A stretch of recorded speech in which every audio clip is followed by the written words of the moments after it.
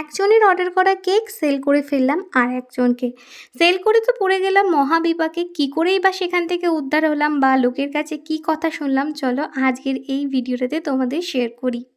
তো যেই কেকটা দেখছো, এই কেকটা একটা দিদি আমাকে বলে কি তাকে একটা বিকেলের মধ্যে কেক বানিয়ে দিতে হবে।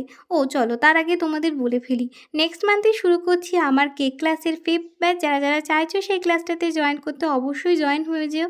সিট সংখ্যা খুবই লিমিটেড, মাত্র 6টি সিট আছে। প্রত্যেকেই শেখানো হবে হাতে ধরে, আর শেখানো হবে টোটাল 15টিরও বেশি আইটেম। সবশেষে দেওয়া হবে বিজনেস সংক্রান্ত কিছু আইডিয়া। যারা যারা চাইছো যে এই ধরনের কিছু শিখতে, তো আমি তো বলবো অবশ্যই নিজের সিটটাকে বুক করে ফেলো, কারণ সিট সংখ্যা কিন্তু মাত্র 6টি। আমার অলরেডি সিট বুকিং শুরু হয়ে গেছে। তো এর মধ্যেই বলে রাখি, আমাকে কিন্তু অফলাইন ক্লাসের পাশাপাশি অনেকেই বলেছিল অনলাইন ক্লাস করানোর কথা। তো সেটা আমি কিছুটা গড়ে তুলতে পেরেছি, আর কিছুটা বাকি আছে। তো সেটাও আমি চেষ্টা করব নেক্সট মান্থের দিকেই করানোর। তো যারা যারা সেই অনলাইন ক্লাসটাতে জয়েন করতে চাচ্ছ, আমাকে কিন্তু ইনবক্স করতে পারো। তাদেরকে নিয়ে আমি একটা আগে গ্রুপ ক্রিয়েট করব, তারপরে কিন্তু ক্লাসের ডেট সেখানে জানানো হবে। আর তোমরা আমার কাছে অনলাইন ক্লাসে কী ধরনের ক্লাস করতে চাইছো সেটাও কিন্তু কমেন্ট বক্সে লিখে জানাতে পারো। যাই হোক, চলো এবারে আসি এই কেকটার কথাই। দেখতেই পাচ্ছ এটা একটা চকলেট কেক ছিল, আর এটা কিন্তু একটা 1 পাউন্ডের এগলেস কেক ছিল। তো এই কেকটার জন্য আমাকে সকালে 11টা কি 12টার দিকে বলে তার বিকেলের মধ্যে একটি কেক লাগবে। সচরাচর আমি ওই দিনের দিনের কেকের অর্ডার খুব একটা নিতে চাই না, আর যদি গরম পড়ে যায় তাহলে তো নয়ই।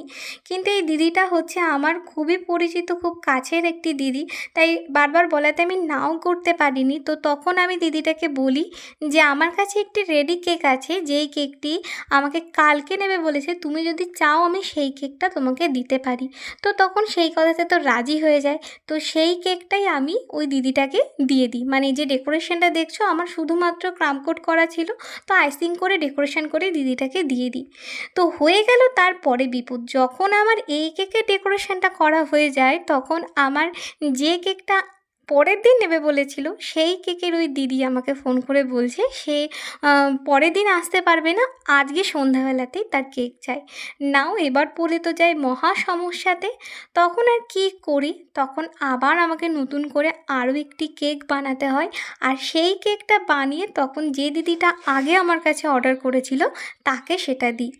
তো সত্যি বলতে এই সিচুয়েশানটাই না আমি একদম প্রথমবারের জন্য বললাম, আর এরপর থেকে ভেবেই রেখেছি যে না, একজনের কেক তো আমি আর একজনকে কখনোই দেবো না।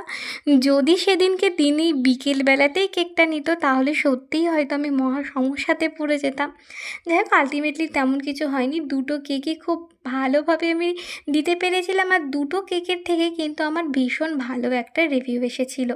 তো আজকের এই যে ডেকোরেশনটা দেখছো, এই ডেকোরেশনটা কিন্তু আমি একদম আমার মন মতন করে বানিয়েছি। তো এই ধরনের ডেকোরেশন অনলাইনে খুব কদিন দেখছিলাম, তো আমিও ভাবলাম চলো তাহলে এরকম একটা সিম্পলের মধ্যে ডেকোরেশন করা যায়। যেহেতু এই কেকটা দিদি তার মায়ের জন্য নিয়েছিল, তাই আরেকটু স্পেশাল করার জন্য দেখো না আমি কতগুলো চকলেট বল, একটু চকো চিপস দিয়ে যতটা পারছি এটাকে কিন্তু ভরাট করে দেওয়ার চেষ্টা করছি। তো এখানে কতগুলো আমি হোয়াইট চকলেট দিয়ে দিচ্ছি যাতে জিনিসটা দেখতে আরও গর্জিয়াস লাগে। তো দেখো মোটামুটি আমার এখানে হোয়াইট চকলেটটাও দেওয়া হয়ে গেছে। তো সবশেষে যেটা লেখার সেটা হচ্ছে একটা মা লিখে দিতে বলেছিল, আমি সেটাও লিখে দিয়েছি।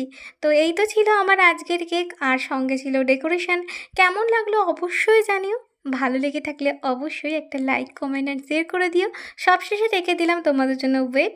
আজকের মতন টাটা, দেখা হচ্ছে নেক্সট ভিডিও।